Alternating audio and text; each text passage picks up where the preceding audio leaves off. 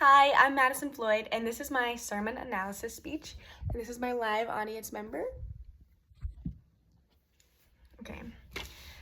What makes a home happy?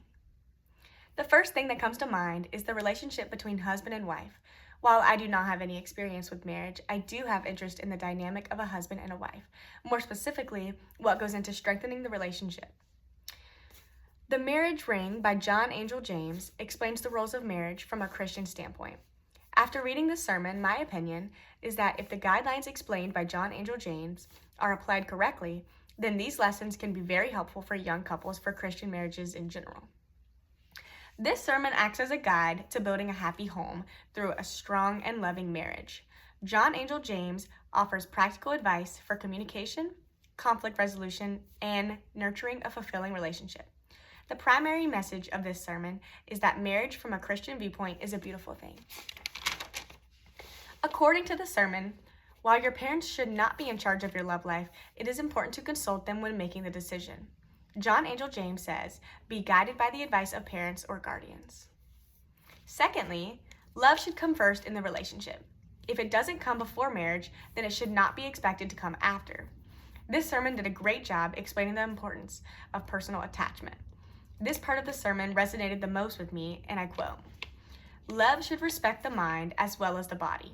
To be attached to an individual simply because of beauty is to fall in love with a doll, statue, or a picture.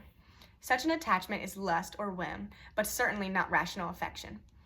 If we love the body but do not love the mind, the heart, and the manners, our regard is placed upon the inferior part of the person. It is placed upon what may, by disease, by next year, be very different from what it is now. Nothing fades so quickly as beauty. It is like the delicate bloom of an attractive fruit. If there is nothing valuable underneath, it will be thrown away in disgust when the petals are brushed off. It will be thrown away by the very hand of the one who plucked it. This is my favorite paragraph of the entire sermon. I think it is because people put so much weight on looks and today's standard of beauty that they forget what matters the most, a person's heart. As John Angel James says, marriage should always be formed on mutual attachment.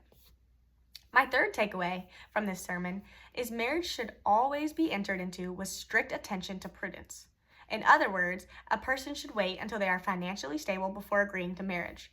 This is because it is such a big commitment. The sermon goes into detail about the conflicts resulted from a rushed marriage.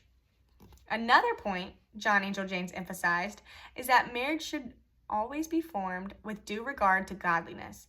This sermon explains that a godly person should not marry someone who is not godly.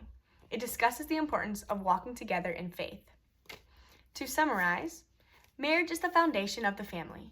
It must be treated with respect and care. Marriage can never be guarded too carefully. Also, if love is missing, marriage is degraded at once into a brittle contract. The sermon quotes, love is a plant of holier birth than any that takes root on earth, a flower from heaven, which 'tis a crime to number with the things of time. Overall, I agree with the lessons and guidelines explained in this sermon. Marriage is a union that should be treated in the most respectful manner. After my speech, I hope the audience has a higher level of respect for the basis of marriage because I know I definitely do.